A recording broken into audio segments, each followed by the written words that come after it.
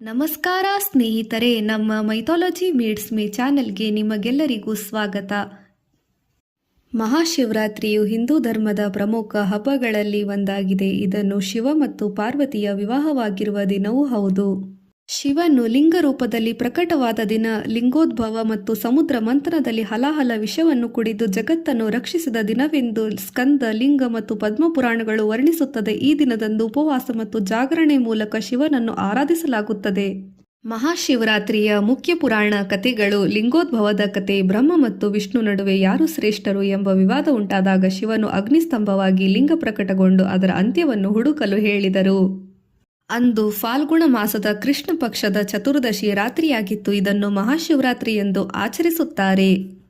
February ತಿಂಗಳಿನ ಪವಿತ್ರವಾದ ಪುಣ್ಯಾನಂದ ಕೊಡುವ ಪರಂಪರೆಯಿಂದ ಬಂದ ಹಬ್ಬವೇ ಮಹಾಶಿವರಾತ್ರಿ. ಮಹಾಶಿವರಾತ್ರಿಯ ಕುರಿತು ವೇದ, ಪುರಾಣ, ಉಪನಿಷತ್ತು ಮತ್ತು ಶಾಸ್ತ್ರಾಧಾರಿತ ಸಂಪೂರ್ಣ ಮಾಹಿತಿ ತಿಳಿದುಕೊಳ್ಳೋಣ ಬನ್ನಿ. ಶಿವ ಮತ್ತು ಪಾರ್ವತಿಯ ವಿವಾಹ. ಶಿವರಾತ್ರಿಯು ಶಿವ ಮತ್ತು ಪಾರ್ವತಿಯ ವಿವಾಹದ ರಾತ್ರಿ. ಇದು ಪುರುಷ ಮತ್ತು ಪ್ರಕೃತಿ ಶಿವಶಕ್ತಿ ಸಮ್ಮಿಲನದ ಸಂಕೇತವೂ ಹೌದು. ಸಮುದ್ರ ಮಂಥನ.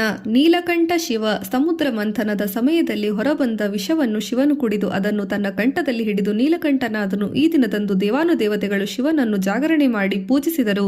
ಬೇಟೆಗಾರನ ಕತೆ. ಶಿವರಾತ್ರಿ ವ್ರತದ ಮಹತ್ವ. ಆಹಾರ ಹುಡುಕುತ್ತಾ ಕಾಡಿನಲ್ಲಿ ಸಿಲುಕಿದ ಬೇಟೆಗಾರನೊಬ್ಬ ರಾತ್ರಿಯಿಡೀ ಎಚ್ಚರವಾಗಿರಲು ಬಿಲ್ವಪತ್ರೆಗಳನ್ನು ಮರದ ಕೆಳಗಿನಿಂದ ಲಿಂಗದ ಮೇಲೆ ಹಾಕುತ್ತಾ ಶಿವನ ನಾಮಸ್ಮರಣೆ ಮಾಡಿದ.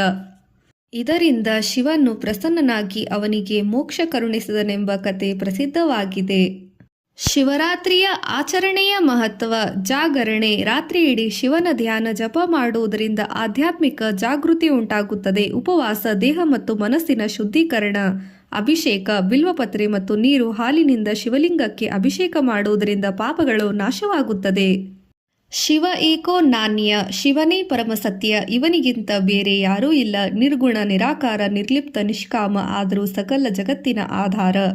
ಮಹಾಶಿವರಾತ್ರಿ ಸಂಯಮ, ಸಹನೆ, ತ್ಯಾಗ, ಸಮಾನತೆ, ಸಾಮಾಜಿಕ ಸಮತ್ವ ದೃಷ್ಟಿಕೋನ ಸ್ಥಿರವಾಗಿಸುತ್ತದೆ. ವೇದಗಳಲ್ಲಿ ಶಿವನನ್ನು ರುದ್ರ ಎಂದು ಕರೆಯಲಾಗಿದೆ. ರುದ್ರ ಶಿವನು ಕೋಪವಿಲ್ಲದವನು, ದುಃಖ ನಿವಾರಕ. ಯಜುರ್ವೇದ ಶ್ರೀರುದ್ರಂ ಪಂಚಾಕ್ಷರಿ ಮಂತ್ರ. ಓಂ ನಮಃ ಶಿವಾಯ. ಸರ್ವವ್ಯಾಪಕತೆ, ಸರ್ವಸಮರ್ಥತೆ. ಸದಾಶಿವ ಸತ್ಯ ಸಚ್ಚಿದಾನಂದ ಸ್ವರೂಪದಲ್ಲಿ ಸ್ಥಿರನಾಗಿದ್ದಾನೆ. ಜಗತ್ತಿನ ಕಲ್ಯಾಣ ತರುವ ಶಿವಶಕ್ತಿ. ಶಿವನು ಸಂಹಾರಕನಲ್ಲ. ಹಿಂದೂ ದರ್ಶನದಲ್ಲಿ ಶಿವನು ಸೃಷ್ಟಿಯ ಮೂಲ, ಸ್ಥಿತಿಯ ಆಧಾರ, ಲಯದ ಕಾರಣ. ಅವನು ನಿರ್ಗುಣ, ನಿರಾಕಾರ, ಆದರೆ ನಿಜ ಭಕ್ತರಿಗೆ ಸಗುಣ ಸಾಕಾರ. ಯೋಗಶಾಸ್ತ್ರದ ಪ್ರಕಾರ ಈ ರಾತ್ರಿ ಪ್ರಕೃತಿಯ ಶಕ್ತಿ ಮೇಲ್ಮುಖವಾಗಿ ಚಲಿಸುತ್ತದೆ. ಆದ್ದರಿಂದ ಧ್ಯಾನ, ಜಪ, ಪ್ರಾಣಾಯಾಮ ಅತ್ಯಂತ ಫಲಪ್ರದ. ಶಿವನು ಆದಿಯೋಗಿ. ಶಿವ ಶಬ್ದದ ಅರ್ಥ. ಶಿವ ಎಂದರೆ ಕಲ್ಯಾಣ. ವ ಎಂದರೆ ವೃದ್ಧಿ. ರಾತ್ರಿ ಎಂದರೆ ತಮಸ್ಸು, ಅಜ್ಞಾನ. ಜಾಗರಣೆ ಎಂದರೆ ಆತ್ಮಜಾಗೃತಿ.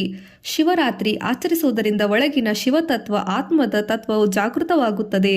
ಶಿವನಿಗೆ ಅಭಿಷೇಕ ಮಾಡುವಾಗ ನೀರು ಜೀವನದ ಸಂಕೇತ, ಹಾಲು ಶುದ್ಧತೆಯ ಸಂಕೇತ, ಜೇನುತುಪ್ಪ ಸೌಮ್ಯತೆ ಸಂಕೇತ, ಬಿಲ್ವಪತ್ರೆ ತ್ರಿಗುಣ ತ್ಯಾಗ, ಸತ್ವ, ರಜ, ತಮ ತ್ರಿಗುಣಗಳ ತ್ಯಾಗವನ್ನು ಮಾಡುವುದಾಗಿದೆ. ಶಿವಪುರಾಣದ ಬೋಧನೆ. ಶಿವನು ಸರಳತೆ, ಧ್ಯಾನ, ನಿಷ್ಕಪಟ, ನಿಷ್ಕಲ್ಮಶ ಭಕ್ತಿಯ ಪ್ರತೀಕ. ಅಹಂಕಾರ, ಆಡಂಬರವಿಲ್ಲದ ಆರಾಧಿಸಿದರೆ ಶಿವನು ಸುಲಭವಾಗಿ ಒಲಿಯುತ್ತಾನೆ.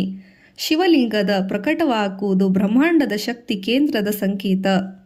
ಮಹಾಶಿವರಾತ್ರಿಯಂದು ಓಂ ನಮಃ ಶಿವಾಯ ಮಂತ್ರ ಪಠಣೆಯೊಂದಿಗೆ ಶಿವಲಿಂಗಕ್ಕೆ ಹಾಲು, ಮೊಸರು, ಜೇನುತುಪ್ಪ ಮತ್ತು ಬಿಲ್ವಪತ್ರೆಯಿಂದ ಅಭಿಷೇಕ ಮಾಡುವುದು ಪುಣ್ಯಪ್ರದಾಯಕ.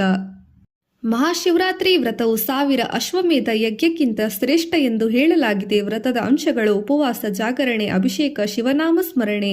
ಇವು ಇಂದ್ರಿಯ ನಿಗ್ರಹ, ಇಂದ್ರಿಯ ನಿಯಂತ್ರಣ, ಮನಸ್ಸಿನ ಶುದ್ಧೀಕರಣ, ಆತ್ಮಜ್ಞಾನಕ್ಕೆ ಸಹಾಯಕವಾಗಿದೆ.